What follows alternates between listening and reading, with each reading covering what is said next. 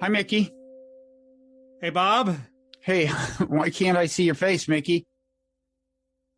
You've got some kind of weird, like, turtleneck shirt pulled up over your face. First of all, like, why are you wearing a shirt like that? Secondly, why is it pulled over your face? I can't hear you. I'm protesting the sexualization of Bloggingheads, Bob.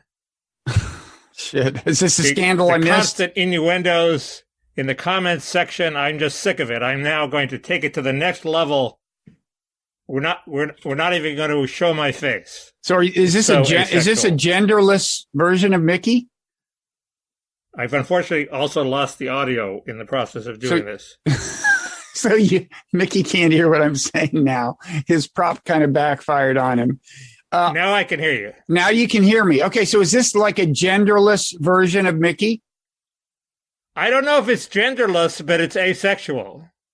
It sure is. It's, it's the opposite of Kristen Sinema, who is all sexes. This is no sex. Wait, Kristen Sinema is all sexes? I missed that. Is she?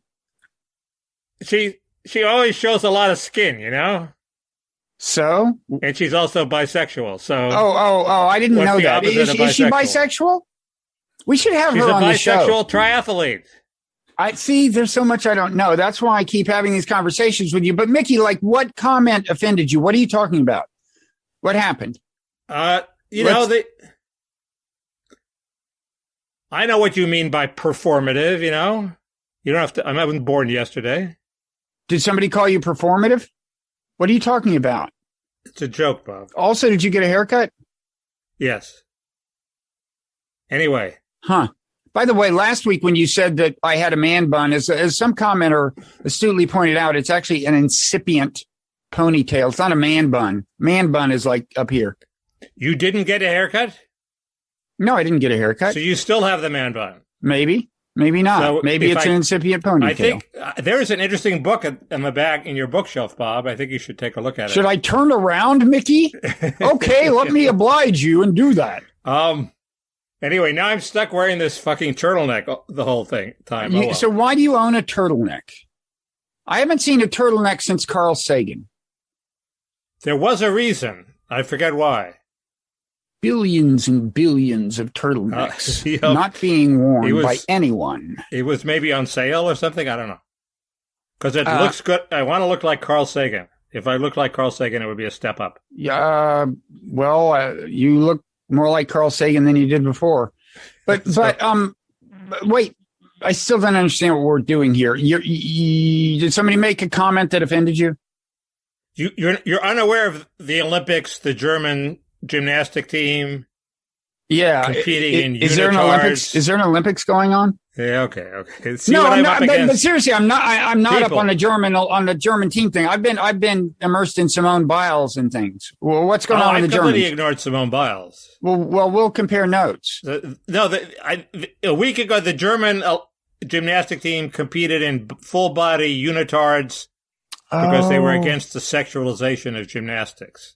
Oh, well, there's also a volleyball version of this where women are refusing to, they are mandated. Bikini bottoms are mandated by the powers that be in volleyball. Now, I'm not sure if this is Olympics we're talking about. Only in beach volleyball. Beach volleyball. But still, that's sexist. I think and it's stupid, and I think gymnastics are way too sexualized, as is ice skating in the Winter Olympics.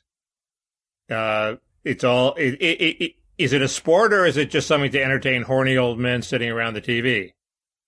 Good question. Gymnastics is clearly a sport, so let's do it. Let's go with the unitards. Well, what they have in common, though, is that the results are dependent on the judgments of judges. Yeah. And that's an odd thing. I mean, there are always referees, but in principle, referees are just, enforcing the rules. Right. I agree.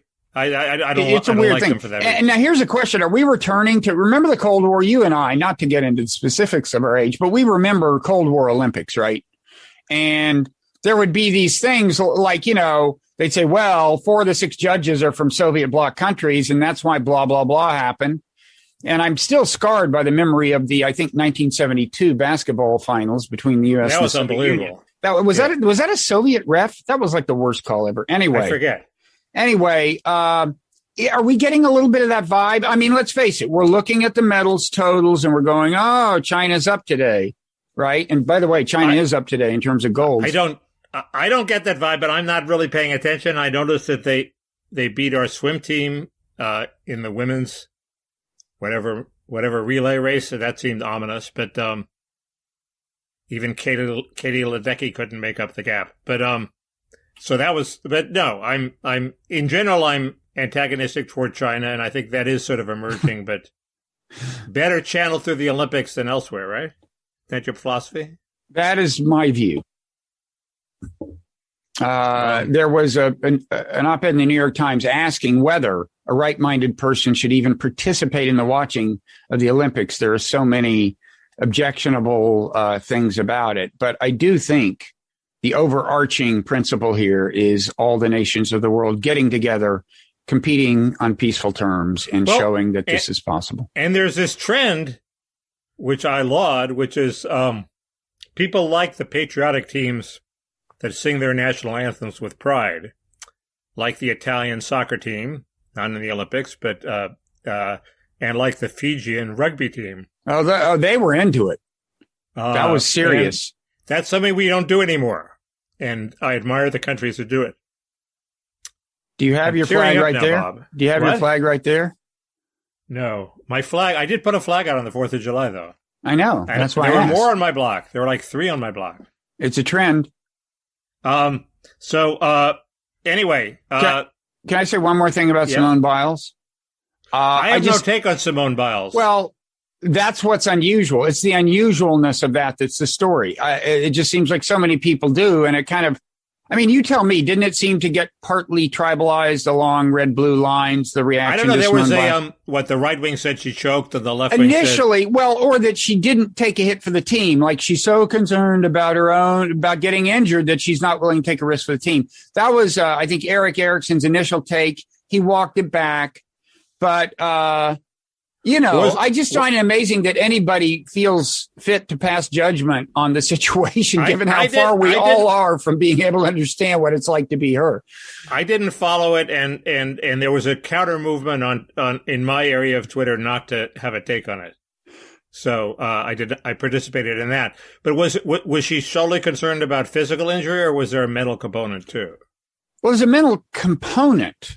And I think I think it could have been like kind of like a unifying narrative in the sense of it could have been a lens through which we examine just the human predicament, human nature, issues that are common to all of us, anxiety and fear and so on.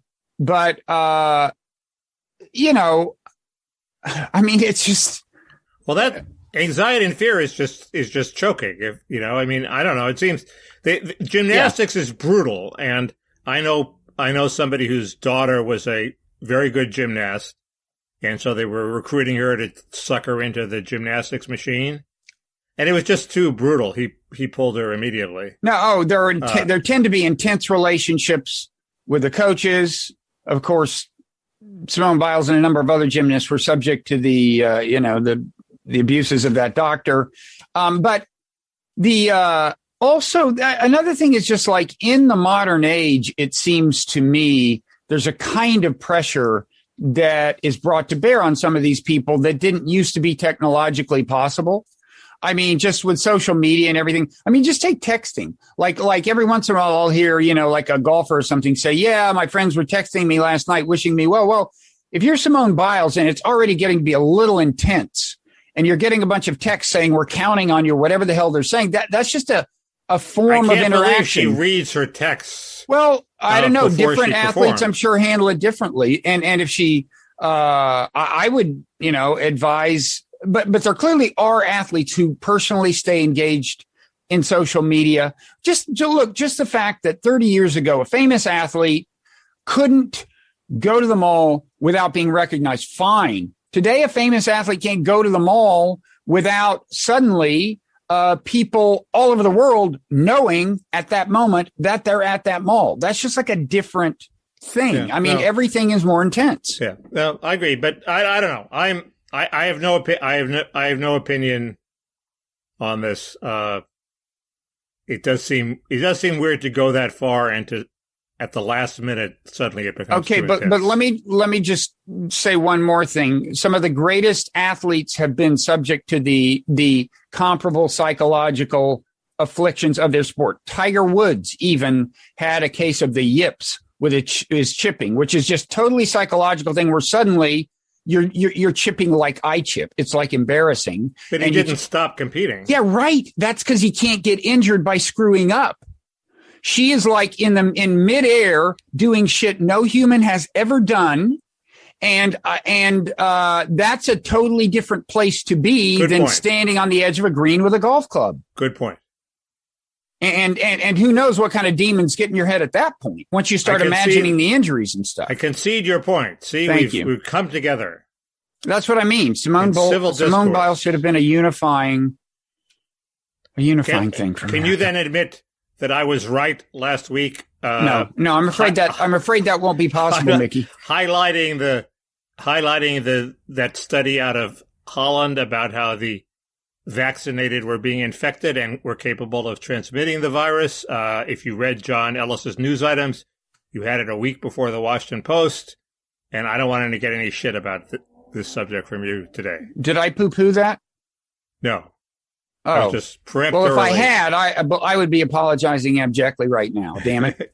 Because today, did you poo-poo it? I don't know. You were skeptical. Because now the CDC is saying, yes, that vaccinated people can pretty readily transmit Delta. Have they said readily? Because that was one of the remaining issues. They certainly said they're more likely vehicles of transmission than had been thought. It's a little unclear what their dathere is. I think today they were going to They were supposed to release the data conveniently today on a Friday. Some big reveal. There was a very good article by your friend Joel Achenbach, the world's greatest banterer. Oh, yeah. One of the better articles in the mainstream press in the Washington Post. When was it? It was like 2 days ago. It quoted there are like 4 bylines, but it quoted a doctor saying she wasn't convinced it would be readily transmissible. You get a lot of virus in your nose, but is that what transmits it, or is the virus in your lungs what transmits it? It's not clear there's a lot of virus in your lungs if you're vaccinated. That's how it protects you. It sort of draws a line between the nose and the lung. So wow. I thought that was an open question. But maybe they've resolved it. Well, no, okay. I withdraw any suggestion to the contrary. I don't know. That's interesting if they're saying it's more in the nose. It's all from this party in Provincetown. I knew Andrew Sullivan was at the bottom of this. Actually, he did recently have a birthday party in Provincetown, but I don't think this was it. He has a forthcoming book party in Provincetown, which I was invited to. Bob, maybe that's it. Maybe that's it. I was invited to something. I was going to go. I go to any party, but it has all the makings of a super spreader event at the moment. This is the thing people don't know about you. You would literally fly across the country or drive across the country to go to a party. You would. You have done that. Oh, if it's a good enough party, sure. Well, you'd probably do it for this one if it weren't for the pandemic. I may still drive across the country because I like driving across the country. That's what I mean. It wouldn't just be for this party. But anyway, I don't think I would go to this party anyway, because much as I respect Andrew and am friendly with him, he's I just don't know, like a 4-hour party in Provincetown in the current circumstances where I want to be, because of the pandemic. Yeah. But anyway, I would show up and astound him that I actually showed up. Yes, probably. Also, there have been shark sightings and actual attacks off the. I'm not worried about the shark sightings. Can I say one more thing about COVID? Well, I haven't given my basic rap about COVID yet. Okay, give your rap, and then I'll give my rap. My rap is that the left is determined to blame the stupid Trumpers who are unvaccinated, and have that be the frame with which you see the pandemic. And while there's some truth to it, it's also true that the unvaccinated also include a lot of African Americans. They include a lot of teachers who've pressured the teachers unions to exempt them from the vax rules. They include, illegal immigrants flooding across the southern border who are not subject to any of these rules. but also, and it disrupted that frame that the vax wasn't all it was thought to be. But their new argument is, well, if there weren't any unvaxxed, it would be no problem at all. And I'm not sure that that's what the New York Times, Apuro Mandavili, said on the front page, I believe, of the New York Times. And I'm just not sure that's true. Mickey's nightmare scenario, which may be bogus, is this thing exists in the vaxxed, okay, and it can be transmitted among the vaxxed. So if there are only vaxxed people in the world, they would still be transmitting this virus. They wouldn't be dying. They wouldn't be hospitalized that much, although I think there's some hospitalizations. But it would be there. It would be present. It would be like a background virus. And all the while it would be mutating.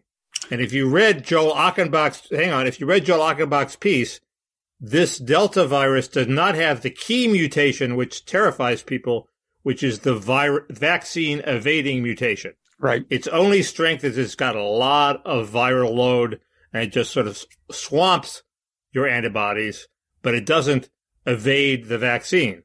So if it's mutating there, from vax person to vax person, maybe it will develop this variant, and then we're in the soup, because not only does it spread like chickenpox, but it evades the vaccine. So that's a good reason to say that the problem doesn't end if everybody gets vaxxed. I would make almost the opposite argument. And in fact, Connor Eccles and I made the opposite argument in the Nonzero newsletter that came out today. And there's actually an Achenbach connection. I was emailing with him earlier this week, and he sent me an email saying, like, is it too obvious that the pandemic is a global problem? That we have to treat it as a global problem. And first I said yes. And then I emailed him again and said, but on the other hand, the Delta, I said, yes, it crosses borders, blah, blah, blah. But then I emailed him again and said, but the Delta variant is a good occasion to get people's attention and deliver the sermon. And here's the form I think the sermon rightly takes, which is that the more unvaccinated people there are, and the more people through whom the virus is spreading, the more likely mutations are. It's just straight math. If India had been a heavily vaccinated place as of 6-8 months ago, which wasn't admittedly that wasn't in the cards. I mean, people were just beginning to get vaccinated anyway. But the point is, if fewer people in India had the older versions of the virus, then the mutation that led to Delta would have been much less likely. The fundamental determinant of how likely a new mutant is to arise is, how many people is the virus spreading through, and how often is the virus itself replicating. And so, yes, the more people who are vaxxed today, with a vaccine that resists the variant of the day, the less likely you are to see future variants, including those that may evade the vaccine. But you assume that the variants, that the virus doesn't spread among the unvaccinated and the variants don't develop in that spread, which I don't think is necessarily we know yet. Wait, no. If all of India was vaccinated and the virus was still spreading among the vaccinated and still mutating, your theory doesn't hold up. Yeah, but that wasn't happening with the pre-Delta version. Right, but now we have Delta. Yeah, right. But I'm asking, why do we have Delta to begin with? I'm asking, why do we have Delta to begin with? Well, there's no way you're going to be able to instantly. I agree with you. We should vaccinate the world, but it's sort of hopeless to think we're going to instantly vaccinate the world every time a new virus comes up. Well, that may be, but I'm just establishing the principle that the United States needs to think seriously about helping the world get vaccinated faster. The more people who are vaccinated against the prevailing strain, the less likely the evolution of mutant strains that will evade the current vaccine. That's a general principle. And unless somebody can correct me now, Brett Weinstein was trying to make some argument I didn't understand, kind of to the contrary, but I think that's the conventional view, and I think it's right. And I just want to say, Biden has not tried. Okay, Biden has not tried. He has made, he has the power to limit the intellectual property privileges enjoyed by American corporations, which is both Pfizer and Moderna. And by the way, the Moderna vaccine depends on intellectual property that the government owns, and he's just not doing that. It can be done in a way that preserves enough profit for the company so that the incentive to innovate persists, but you get a lot more poor countries. What about us? What about us sitting on millions of doses of vax that are about to expire? It seems bad like, too. It seems like the left has a very good point that there should be a crash program to get as much of that vax as we can safely export abroad. But obviously that doesn't solve the problem. We did give 1 million doses to Tunisia, the proverbial drop in the bucket. But my question is for you is, I'm for this. I'm for an international regime that vaccinates everybody immediately. How long do you think, so we're in a very poor country. Let's say we're in I don't know, some poor African country, Nigeria maybe, or something, probably one of the richer African countries, but poor relative to us. And the only gleaming facility is the one that dispenses the vaccine. And the Nigerians begin to think, gee, you first worlders, you only care about us when we have something that will threaten you, like we're potential reservoirs of disease. And that plus the paranoia about what the vaccine does to you, which certainly could flourish in a third world country, will lead to a huge resistance movement against the vaccine. The imperialistic white man is imposing his deadly vaccine on our healthy third world bodies. Doesn't seem that likely to me, but if it happens, then they sell the vaccines made in that factory somewhere else. I mean, it doesn't seem likely to me. Seems like a lock. You think for sure? Is it happening in America, anywhere? Why shouldn't it happen there? What you mean? It's happening in Red America? In America, there are people, and not just in Red America, who think the vaccine is bad for you. That seems to me to have different psychological roots. I mean, another thing is just paranoia. Isn't this an obvious possible PR coup for Biden? Like, you have a big virtual summit and you announce these things, some meaningful IP things you're doing, and you get some billionaires online who say, yeah, they will subsidize this. So combined with the IP revisions, it'll mean it's super cheap in these various places. And you're going to build these factories here and here and here. And so the narrative is China starts the pandemic, America ends it. Doesn't that have political appeal? It does, but I assume that Biden is following the dictum, secure your own oxygen mask before you help others. He thinks maybe it is. I don't know why he's doing what he's doing. He thinks maybe it is bad PR to start worrying about the world before we've solved the problem for Americans. And but the whole point, this completely. It of course completely contradicts his stand on immigration, which is we're going to spend vast amounts on nation building in Central America and tackling the root causes while we ignore the problem in America.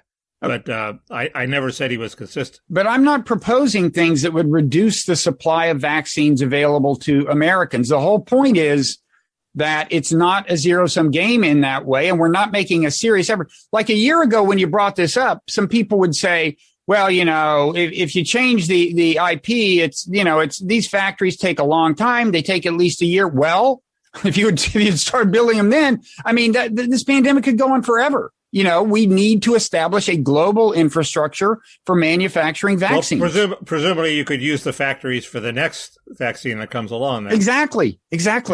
And that too would be in America's I assume he's interest. worried about the finite amount of PR you can. So if you want him to make a fuss about this, that will crowd out the fuss he's making about dealing with the problem at home. So, he should do it. I'm not sure he should make a fuss about it, and I'm not sure I doubt the plan has been. Billionaires is the most popular thing in the world. But I doubt the plan has been rejected, a plan like this, for any reason in particular. I'll bet it hasn't been seriously floated in the administration. These people are not visionaries. Tony Blinken, Jake Sullivan, Ron Klain is not a visionary? Amazing, isn't it? I'm sorry, I take that back. I do think Bruce Reed is a pretty far-seeing person. I wonder he's completely invisible in all this. It's bizarre. Email him about this. He writes long strategy memos. Well, what's in them? Email him this clip. Say, make Bob czar, vaccine czar. Show him the ponytail clip. Like a new hip image for the administration. Hip vaccine czar, incipient ponytail. Bruce will get that. He'll get that right away. The shocking thing about Bruce Reed is actually he's a funny writer. When he was blogging at Slate, his blog was extremely funny. He does have a good sense of humor. Certainly funnier than mine. You know how I know he has a good sense of humor? No. Because he once said something I wrote was funny, and he was right. Yeah. He has the somehow it's easier to write a good blog if you know what you think. Yeah. If you're wishy-washy like me, it like lends itself to wishy-washy. You're wishy-washy. You spend all your time wishing and washing as opposed to striking at the target. I think you're selling yourself short. I am wishy-washy, Bob. Wait, which of us is more wishy-washy?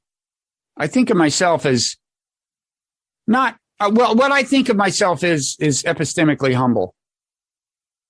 That's how I think of you too, when I'm not sexualizing you, Bob.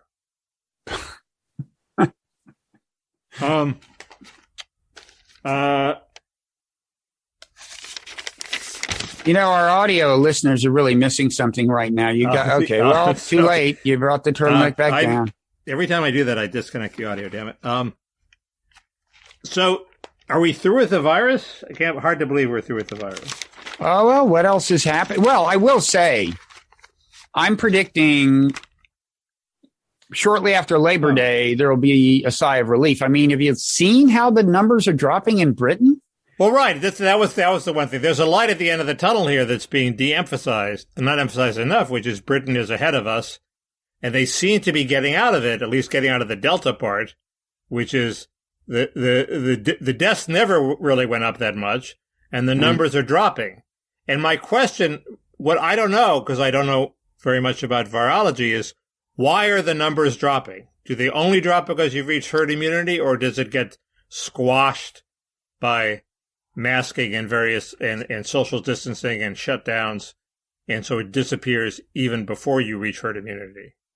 I mean, I don't think anyone knows for sure. I mean, one thing is, of course, they take countermeasures. You always take we're reimposing some masking requirements and upping pressure to get vaccinated and so on. So that's probably part of it. The other could be that, they're closer to herd immunity than you might think between people who have been vaccinated, and a lot of people have been vaccinated in Britain, and people who have actually had the thing. Although, granted, again, we're starting to think maybe, a vax doesn't prevent transmission as much as it has with past variants. So I don't know, and Britain's different from us, different vaccine profile. So it may not be that we get relief in a few weeks, in 4 or 5 weeks. But the one thing Biden hasn't done is he hasn't given people reason for hope with that light at the end of the tunnel. And Scott Gottlieb,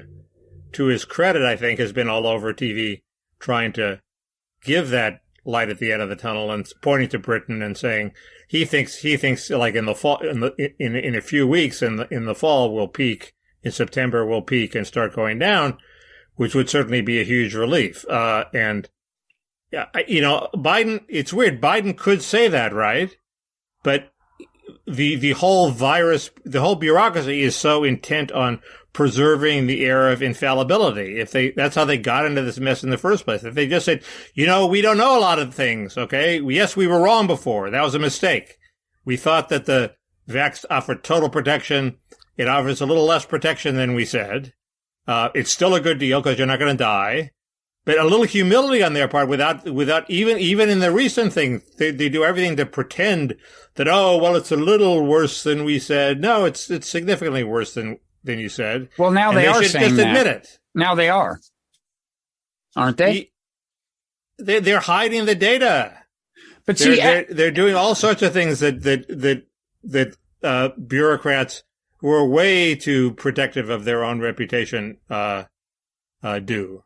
But as far as giving hope, they are in kind of a bind, which is that, if there is this newly dangerous variant on the loose, they actually need to kind of scare people, right? I mean, they need to convince people that you need to start wearing masks and stuff. At least that is their honest belief that is in order. And so they, if they say, well, it'll probably blow over in 5 weeks. Well, maybe the reason it blew over in Britain is because they took countermeasures. And so you do need to scare people. You say, if we take these measures, it will blow over. Britain lights the way. They took the countermeasures. That's true. That's true. And they're emerging from it. Look, I gotta say, I mean, I think part of the problem is just that Biden, you take away the teleprompter and you got a problem. Now, you can put these lines in a teleprompter, but I do more and more think we may have a problem here in a couple of years. Does he use a teleprompter, or does he read from notes? Oh, no, I think some of his speeches definitely seem like teleprompter. He's not looking down often enough, and he's definitely, it's definitely scripted. Yeah. That leads, again, my friend John Ellis, who told us about the vax problem a week ago. He wrote a pretty good column about how the dilemma of the Democratic Party is, it made 3 points. One, everybody knows Biden is fading and they're really worried about it. 2, everybody knows Kamala Harris isn't up to the job and they're really worried about it. Not only is she not up to doing the job if Biden is incapacitated, but she's a sitting duck if she actually is the candidate. That's my concern. I think she could probably muddle through as president, but I think she'd have trouble in an election. Well, the problem, is Ron Klain still going to be president if Kamala Harris takes over? I'm not so sure. It might be her incompetent current staff. Are they incompetent? They're awful. You want to name names? Well, their all reaction is criticism of Kamala is just sexism. Okay, and they've been talking. Ellis goes into that, or somebody went into it, and they don't do any of the obvious things. Like Matt Iglesias had a whole Substack post about how these are the simple things that Kamala could do to make herself popular. Okay, one of the things she could do is say, for all its warts, my parents, immigrants, came to America because they realized it was the best country in the world. Okay, an easy layup to make herself popular. She'll never give that speech. She's not going to happen. Her staff is way too woke, and they should be pushing her in the opposite direction. So she's not going to do any of the things that Iglesias says she should do. And the third thing is, there's a distinct possibility that Trump will win again and be the next president of the United States. And you're whistling past the graveyard if you think that's not possible. He's obviously running. He says he's running. People who deny he's running are just in denial. He still has enough hold on the base. And, if he's running against Kamala or a crippled Biden, and he has all these woke issues to run on, and he's, scoring points right and left about Biden's screw-ups, and there's inflation. You have to throw in the possibility of inflation. Trump is Grover Cleveland. And you have to face that. I have two concerns. One is that Kamala could well lose an election to Trump, and the other is that she could lose an election to some Trump-like figure. I mean, my feeling about Trump is if he runs again, it would not be hard to find a Democratic candidate who would beat him. The problem is, well, two problems. Even if you were starting fresh and Kamala weren't the favorite and the quasi-incumbent, or maybe by that time the literal incumbent, even then, if you're starting afresh, you'd still be, subject to the primary system and which is just a shit show. I mean, anybody can emerge from that thing as, and so, I'm worried. It'd be such an obvious opportunity for a smart person to run against Kamala, and I think they would win. I think that's the solution to the Democrats' Kamala problem is she'll lose in the primaries. Well, but who do you run against her? Well, it might be an idiot. It might be a Jimmy Carter, or it might be a Jimmy Carter-like figure, some untested governor from out of nowhere, but he's not Kamala or she's not Kamala. So, better a pig in the poke than the inadequate person that we know. But how do you get the momentum behind a single person anyway? I mean, presumably only one person would have the balls to do it. That's no. If one, why? That's no. I mean, you never know. Several people may. But who is the actual person in the Democratic Party? Sherrod Brown type figure. Well, Sherrod Brown is the obvious one. But he supposedly has ghosts in his closet, right? Really, is that the skeletons in his ghosts? The other point Ellis made is that there's no bench. So, so yes, that's your problem. Gavin Newsom, how about him? Hey. I mean, I don't know. I just get my Gavin Newsom vibes from you, and that's why I went. I don't know. I don't know anything about him at all. He's not a national candidate. So who is? I don't know. I like the guy who was governor of Montana, but he ran for Senate and lost. So that sort of puts a little. An example of how, in principle, easy it would be to beat Trump is the following: Chris Murphy is somebody I've always thought. Are you talking about beating Trump or beating Kamala? No, beating Trump. If you could just pick the Democratic opponent. Oh, okay. Like there are people I've always thought just weren't good presidential candidate material, like Chris Murphy, whom I focused on because as senators go, I like his foreign policy.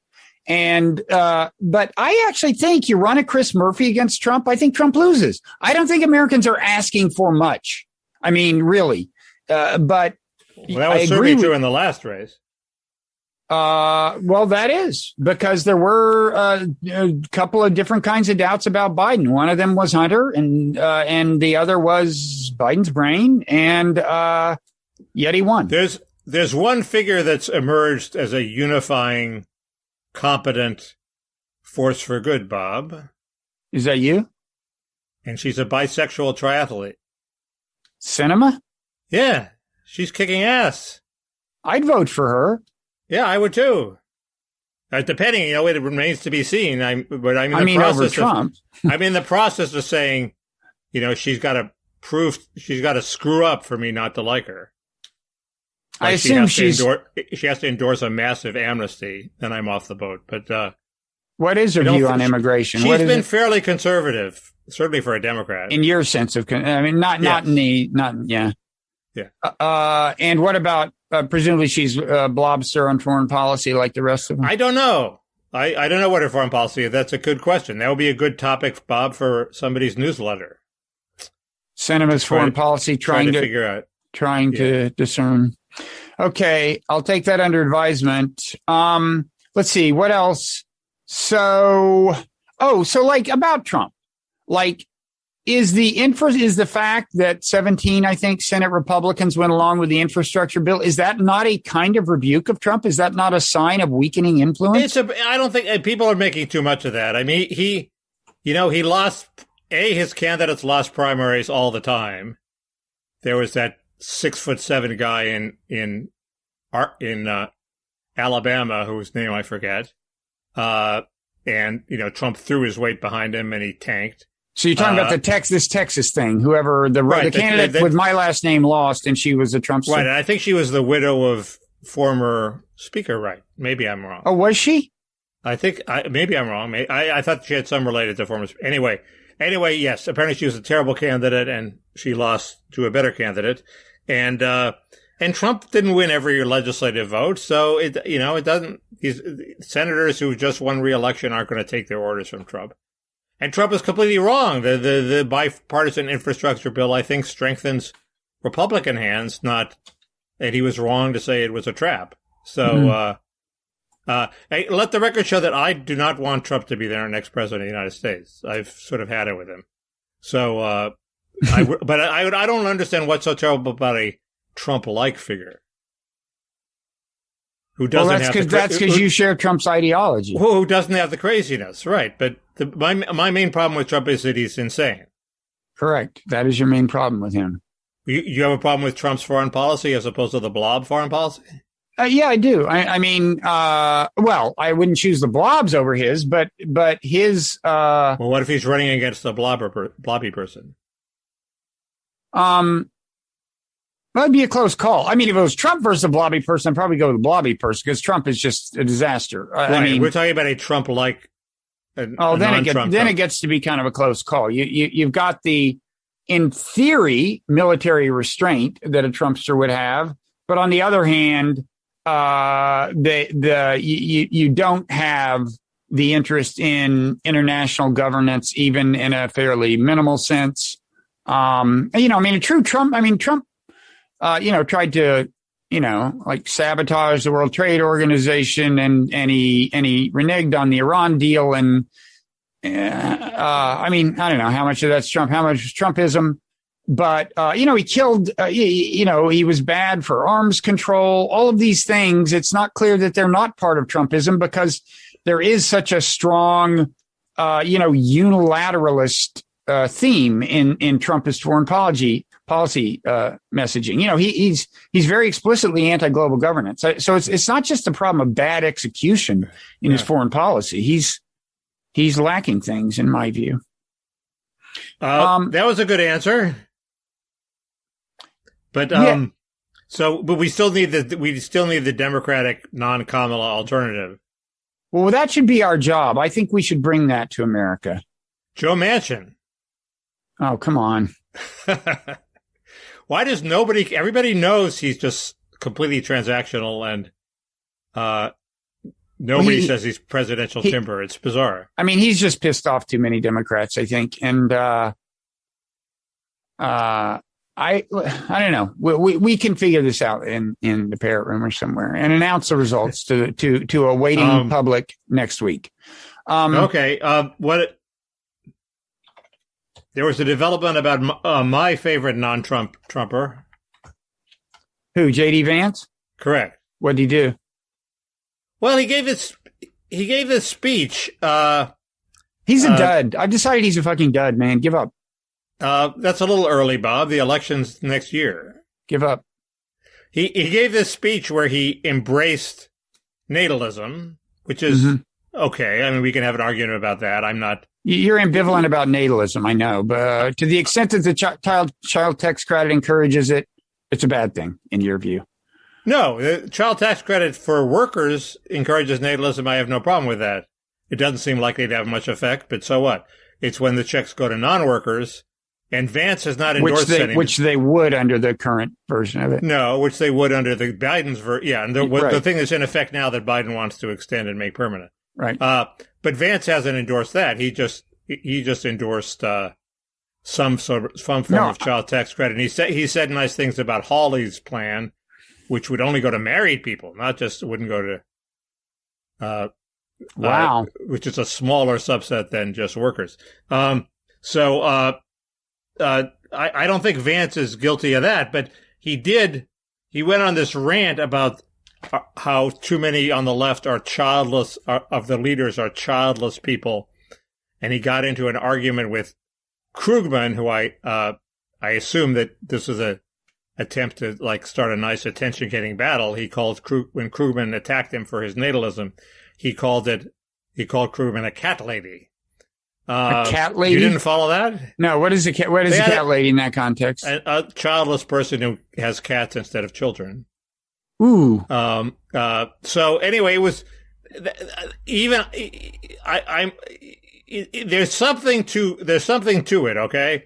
There's something to the fact that if you have children, you have a connection to future generations and the future of the country that's visceral that maybe you don't have, if you don't have children. Okay. It's like dating black people. Okay. If you, that was not the comparison that sprung to mind. No, Why but people say, well, I'm woke on race, but if you actually are dating a black person, you look at black people differently. I'm sorry. It's true.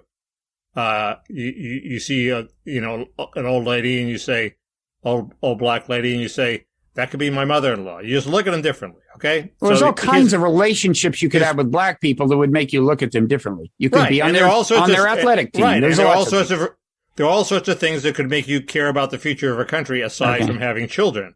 So he ignores those.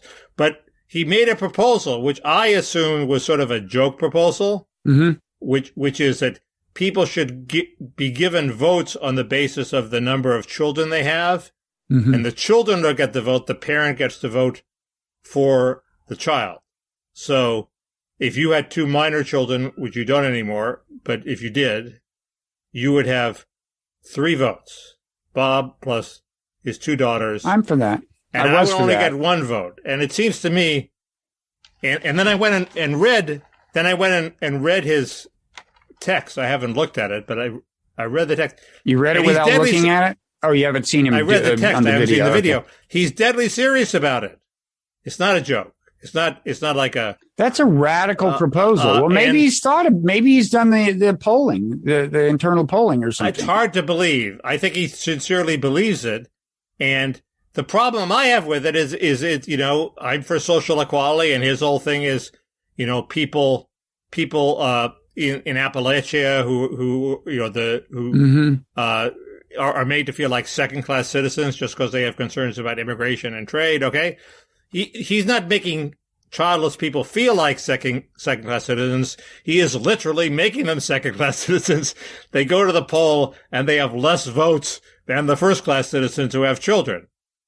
And that's just insane. Yeah, I mean, it's especially absurd when you start thinking about people who would like to have children, but for physical reasons or whatever can't. Well, not to mention gay people. Of course, everyone can adopt in principle, but that's not a trivially simple thing. He talks about those people. Thing. He says, well, let's put them aside, okay? We'll give them a half a child. We'll assign a half a child each of them. Would there be a bureaucaucy that determined, well, you're incapable of having children, so we'll give you a vote and a half? Yeah.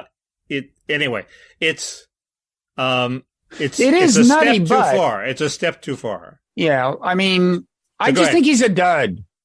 It's like he doesn't look the part. First of all, have you seen him without his beard? Finish that thought. It's what the idea? It is nutty, but what was coming after the but? Well, it's like if you're in his position, which is last time I heard about a poll involving him in this gubernatorial race, he was at 6%. Okay, so if this is an idea, that was an old poll taken by his opponent months ago.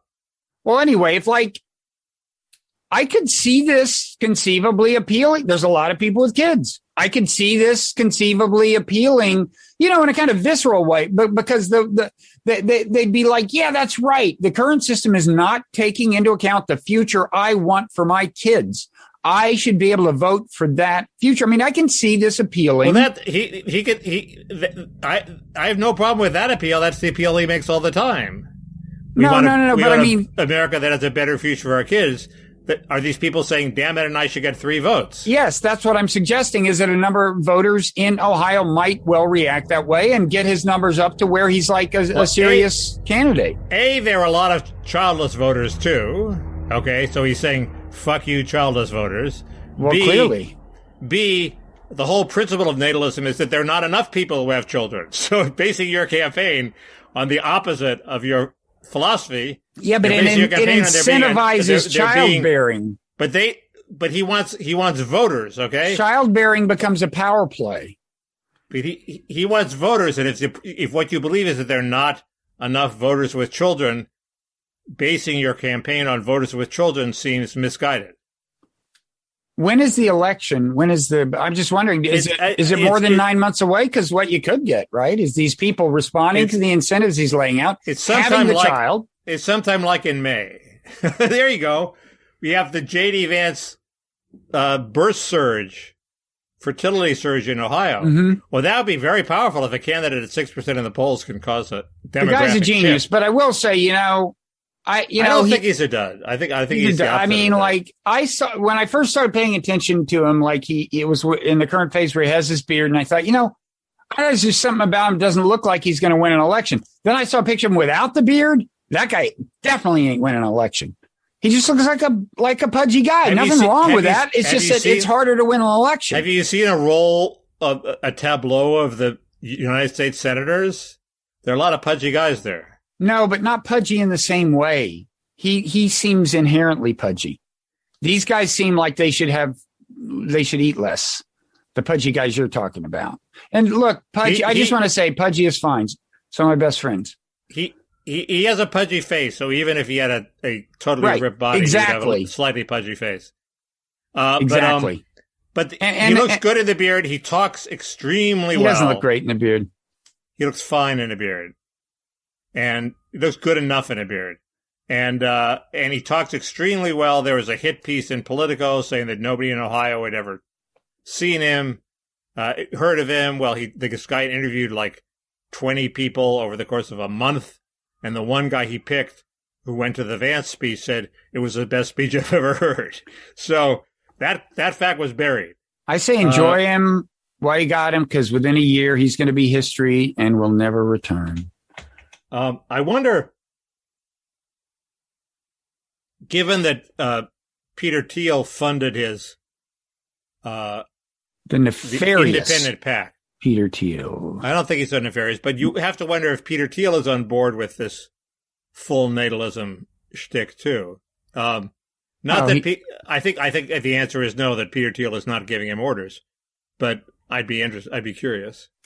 Good question. Peter Thiel is drawn to crazy ideas. I think he'd probably like it.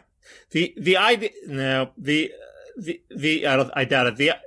I mean, it's not like Vance doesn't have a platform to run on. He has trade, immigration, all the woke issues. He doesn't need, and we're going to fuck the childless. Okay. That's like the cherry on top. Okay. All he has to do is, you got to admit, it's a good bumper sticker. The smartest guy in the room advocating the Trumpian issues on behalf of the people who have been voiceless, and he wins. Okay. So, I don't know. I can see that bumper sticker. He has months and months. J.D. Vance, fuck the childless. Anyway, that's my one critique. I'm still on board, but he is. Your support is imperiled, and he should know it. You should email him. I would put the fuck the childless issue in the on the back burner until he wins office. Then he can. It should be a surprise that he's going to fuck the childless. It should. I'm not sure it would pass constitutional muster. It's possible that it would have constitutional problems. One man, one vote, except if you have a 1-year-old child. Yeah. So let's see what else. Now, did you watch any of the January 6 hearings? No, I mean this was the giving them the benefit of the doubt. This was the show aspect, the messaging PR aspect. I'm hoping that they will actually get down to the investigating part of it, where they get all Trump's emails and all Trump's texts, and everybody who's called Trump, and everybody who talked to the people who were violent, and find out how Trump was involved. I have a feeling they don't want to do that because they're going to discover that Trump wasn't that involved. So it's going to be like Russia all over again. So I have no faith in this commission, but that's what they should be doing. And that's what they say they're going to be doing. So How long is it going to go on? Do I think policemen were roughed up? Yes.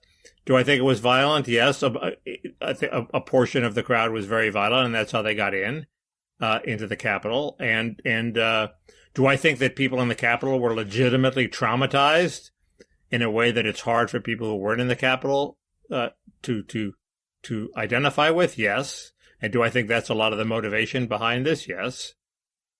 So that's what I think of it.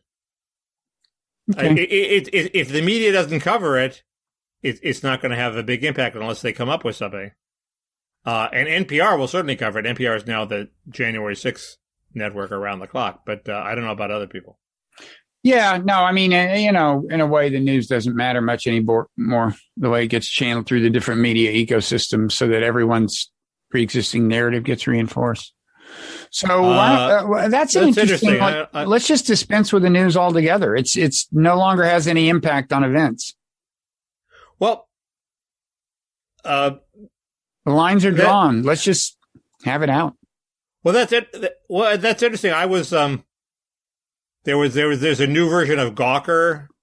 I saw a reference to that, which I was actually gonna talk about in the Parrot Room. This is like me saying, unlike you, usually you're the guy that says talk about it in the Parrot Room, but The one thing that's relevant is I was thinking, well, Gawker would be valuable because they could tell us who's up and who's down at the New York Times.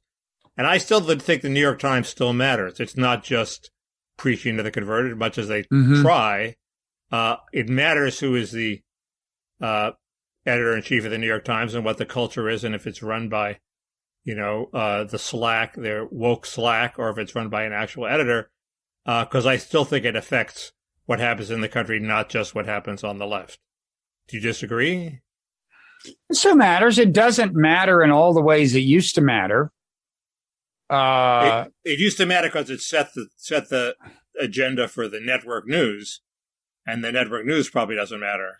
Well, also, I mean, it used to be like if you had an op-ed in the New York Times, I mean, first of all, there weren't many of those. It was just they had to fit into it one physical page every day.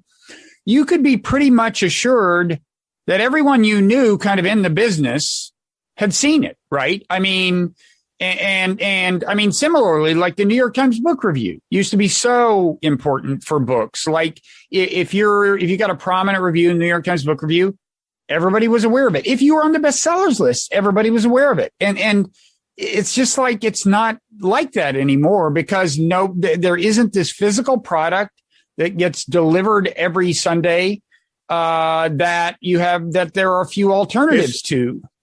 Right. It's weird. I wrote an op-ed for the New York Times about 30 years ago, and I got a call from an ex-girlfriend, and I thought, who I hadn't talked to in years, I thought, God, this thing has reach.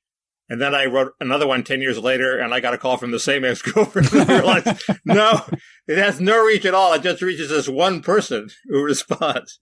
But it has reach. You're right. But I think that an op-ed in the New York Times still has reach, especially if it causes controversy. And they can take off off. Twitter, and they can absolutely take off.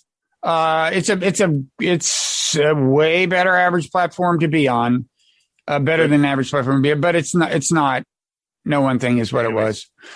So wait, just to get clear on something, I asked you whether the infrastructure vote was a rebuke of Trump, and I think you pretty quickly got off on that Texas race. Did I miss your verdict on whether? No, I just don't think it's such a rebuke on Trump, a rebuke of Trump that they voted against him on this bill, and he's so clearly just off on his own shtick that senators can vote against him. So what? That doesn't mean he doesn't have a hold. But he came out against it in a way that was designed to intimidate senators, wasn't it? Who the hell knows? He's attacking the people who voted against him, but. The question is, will he wise up and realize that there are limits to his ability? I think so. And will he lose his hold on the Republican primary electorate? I hope so, but I don't think it means that. Okay. The Senate isn't the Republican primary electorate. Does this mean the bill will probably pass? Well, the interesting thing is, you would think the bill would probably pass, yes. The interesting thing, there's some details about the bill that are sort of interesting. Like parts of it get rid of the Davis-Bacon Act, which sets government setting wages. You can talk about that if you want. But the interesting thing is what Sinema did as she was sort of at her celebratory moment, which is she said she was not going to vote for the full 3.5 million Democrats only bill. Uh-huh. So she's got, and AOC and the squad immediately went berserk and said, well, if you don't vote for our 3.5 bill, we're going to tank your bipartisan infrastructure bill. Okay. So it looked like we were having what used to be called a Mexican standoff, which is like each side has the ability to kill the other. Mm-hmm. And so AOC can kill her bill and she can kill AOC's bill. And what happens then? But then Sean Tran pointed out, no, she doesn't. AOC does not have the ability to kill Sinema's bill. Because Sinema's bill is not a Democrats-only bill. If AOC and her 12 votes defect, that just means that the 12 Republican votes have to be added to the Democrats total, and Sinema's bill still passes. So AOC in this shootout is at a disadvantage, and then other people said, well, no, because the Republicans really aren't going to vote for, I forget, there was some argument that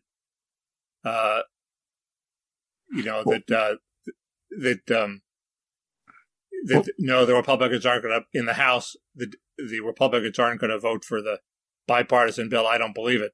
So I think Sean Trent sort of had it right, which is AOC is at a huge disadvantage versus Sinema, and Sinema wins. Well, Nancy Pelosi could make that threat, but it was right? Smaller. Nancy Pelosi could make that threat and make it. Do you think Pelosi can get away with? I'm just asking. If her bill isn't going to pass, if the bipartisan bill is going to pass, how can she avoid voting on it? She can she could keep it from coming to the floor, couldn't she? She could, but I think as a PR matter, that's unsustainable. Yeah. I think she has to have a vote on her bill, and her bill will pass. And the question is, what's in her bill? So you think we'll wind up with what's in her bill has to satisfy Sinema. That's the. So you think we'll wind up with the bipartisan hard infrastructure bill, but quite possibly not the soft infrastructure, which would please you because it contains the child tax credit. I think some bill will pass, and the question is what's in it.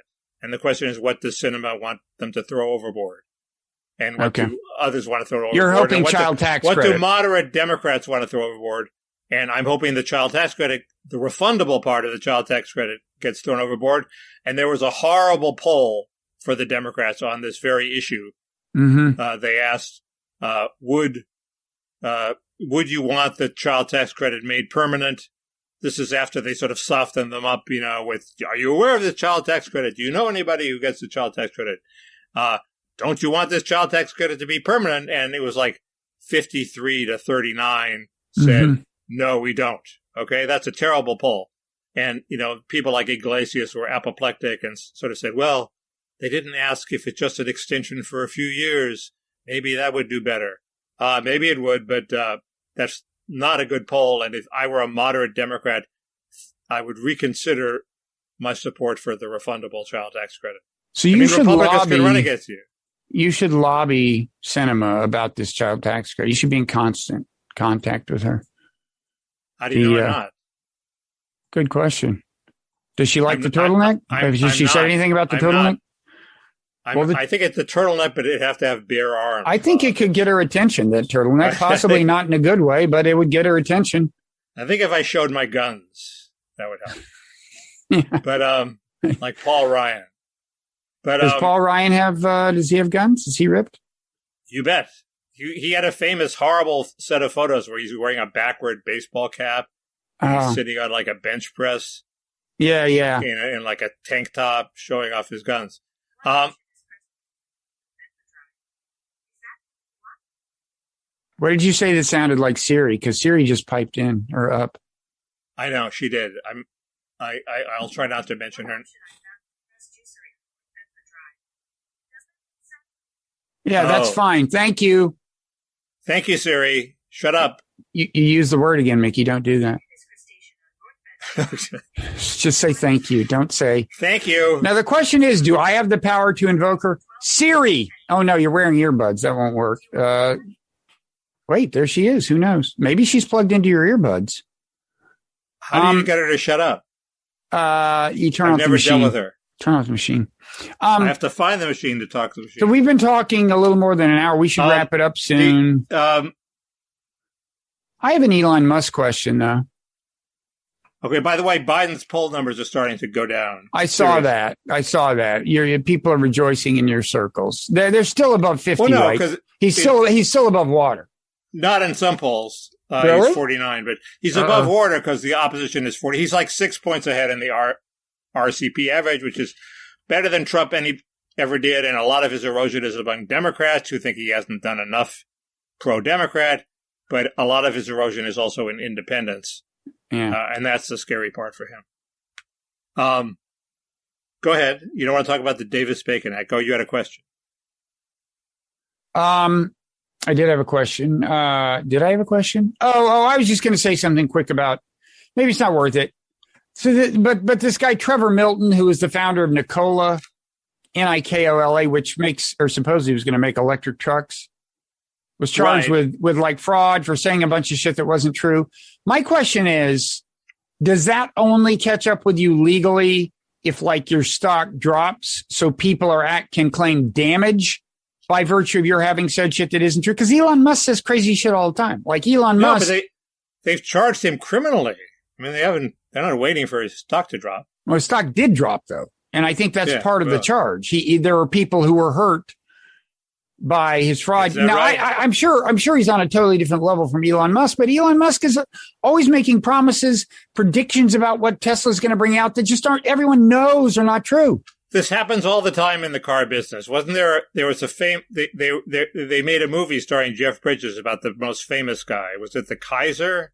Was he at, no, it wasn't the Hudsucker Proxy. Hudson, I think. I don't know. There's some guy. But it was fictionalized, right? It was fictionalized, but that guy was prosecuted, I think, and it destroyed his company. So he was the Nikola of the internal combustion engine. And this guy Fisker, I'm not saying he's guilty of anything, but the Fisker electric car, everybody sort of knew that was more vaporware than the Tesla.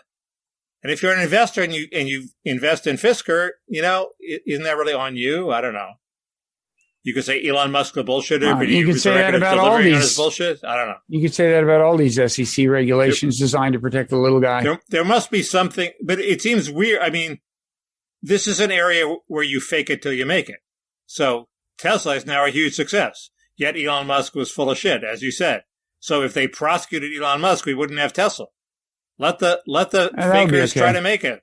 But he keeps saying crazy shit. I mean, he said, I forget what he said it would happen by the end of 2019 or 2020, but he said, okay, they'll be fully self-driving to the point where you can buy one, and when you're not using it, you can just rent it out as an autonomous vehicle. Just rent it to somebody who will sit there, not have to drive it. It'll take them wherever they want. Everybody's going, this is total bullshit. What are you talking about? Of course it didn't happen. And the version that he was talking about finally came out in beta like this week. And it's nothing like what he was talking about. It's not an autonomous vehicle. He's full of shit. But I think Musk has made also predictions about autonomous vehicles that haven't panned out. And that is Musk. That's what I'm talking about. This is what I'm talking about. This is Musk. I thought you were talking about the Nikola guy. That's what I'm saying. Is it like this is okay as long as the stock keeps rising so nobody's hurt? Ostensibly, although you can find the people who sold him short are hurt, but I agree that it seems like there's a double standard. Weird. So we should talk about. You have to fake it until you make it. Then once you've made it, you can fake it again. That's a phase. I'm waiting for the first phase of that. So we should, I think, wrap it up. Okay, maybe we can talk about the Davis-Bacon Act in the Parrot Room. That you talk about your bonus content, boy. Davis-Bacon. That brings them in. Yep. So what else? Now, first of all, can I say I am hiring. I would like to hire somebody.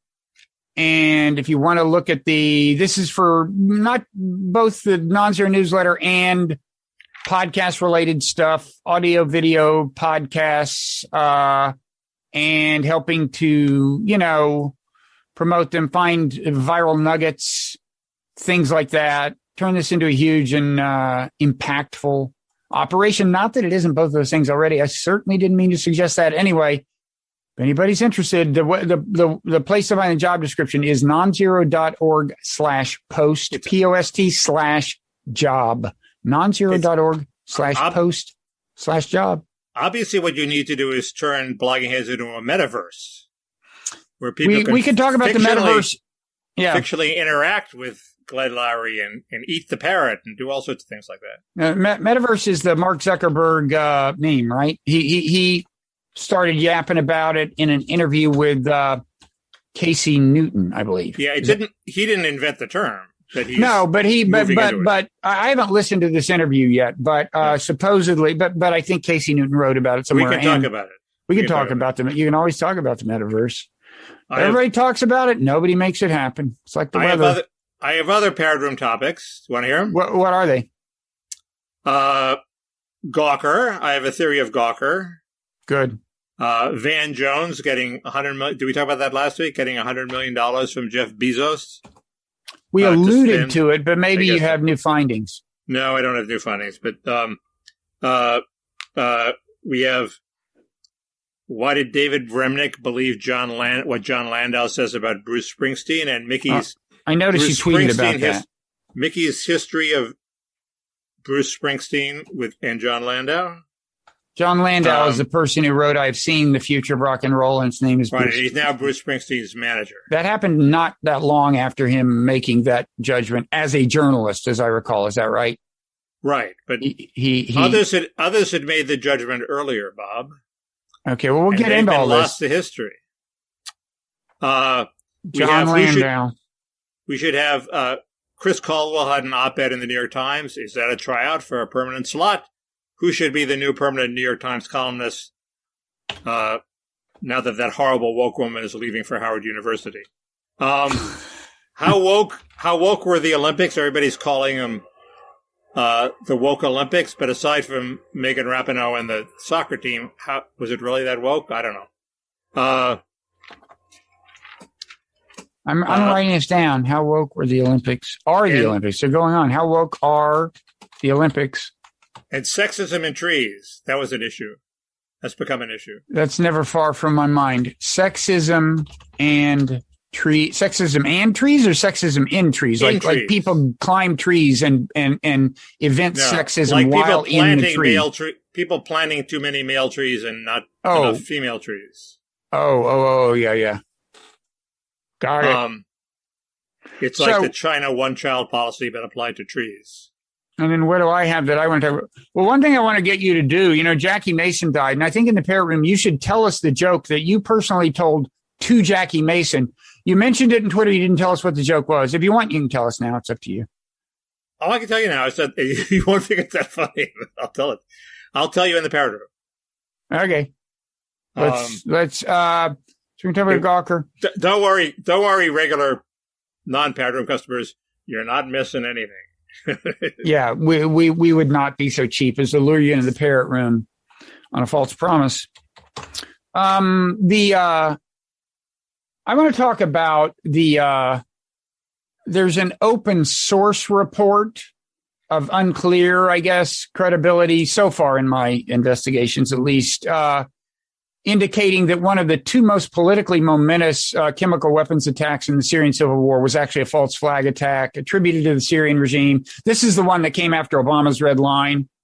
Right. And everything ensued. And it ultimately led to Syria giving up a bunch of chemical weapons and joining the Chemical Weapons Convention.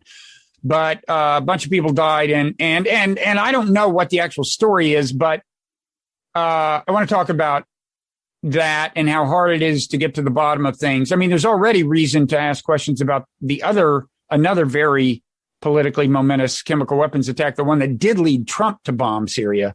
Wait, see, there are two? I thought we've talked about this before. No, we have not talked about this one. Okay. This is Ghouta. That one was Duma. The Trump one is Duma. The Obama one is Ghouta. They're both on the outskirts of Damascus, I think. But I want to get into that a little. If people are curious about it, they can listen to Aaron Mate's last podcast. The podcast is called Pushback. And that will lead you to the online report. It's kind of interesting, just as a detective story, the kind of evidence they deduce and so on. But there was an op-ed I sent you from the Washington Post. Oh God, by Josh Rogan, and you said, it seemed a little blobby to me. That's what he said in the email, and I would call it a charitable characterization of Josh Rogan. I mean, he's pretty close to neocon. The way you knew for sure that Michael Bloomberg had wanted the Iran deal not to happen, this is before it originally happened, was when at the same time Josh Rogan and Eli Lake were hired by Bloomberg, then Bloomberg View, now Bloomberg Opinion. Although Eli I like, I don't know Josh Rogan, so I can't say anything about him as a human being. And this was in the Washington Post. I know it was. Rogan? Now he has now left Bloomberg. Eli's still Bloomberg. I had a recent podcast debate kind of with Eli that I commend to people in the last couple of weeks. Do you know what Eli's rap name is? Oh shit! Somebody told me once. The idea of Eli Lake rapping is so funny. I mean, does that exist on video somewhere? One would want to see it, wouldn't one? Wouldn't one? Yeah, I know he does it. I know he raps. Hey, do you think we could get him to do it in the Parrot Room? That's killer shit, man. He's already been on Bloggingheads. We could retire on the proceeds of Eli Lake as bonus content rapper. He did a Bloggingheads where he was like wearing a helmet to protect him from airstrikes He was in Iraq, I believe. Yeah. That was a great moment in Bloggingheads history. That was a long time ago. I like Eli Lake too, but his rap name is Vitamin E. That's not bad. Maybe the rap itself is good. He may be great. He should be forced to do it. Parrot Room. Not this time, folks, but if you sign up early, you'll, what? I don't know. But if you sign up early, you'll be able to see it if it ever does happen, which it won't. So is there anything? So anyway, the way to join the Parrot Room is at patreon.com/Parrot Room. And you and I are now going to turn to the momentous and whatever task of recording the Parrot Room. Are we not? Oh, ivermectin. Quick public service announcement. A few weeks ago, I tried to go through the ivermectin evidence. Brett Weinstein was pumping it, as both a therapy for COVID and a prophylactic, as they say. And I said, this one meta-analysis made it look not bad, and even the other ones didn't make it look that terrible. Well, one of the most important studies in the meta-analyses, important because of how dramatic its effects seem to be, so it weighed very heavily in the meta-analyses. It's now been a couple of weeks. It had to be withdrawn, and quite possibly was actually fraudulent. So the evidence, the needle on the evidence is moving away from Brett Weinstein on the ivermectin. I'm still technically agnostic, but it hasn't been a good couple of weeks for him. I thought I should say that. Meta-analysis. And I just wanted to hear the parrot say meta-analysis. Sounds better coming from him. Or is it a her? Do we know? I think we've looked. We weren't sure. It's sort of... all we saw is batteries not included. It's very unisexual, Bob. Yep. Okay, so we will see you in the Parrot Room. See ya.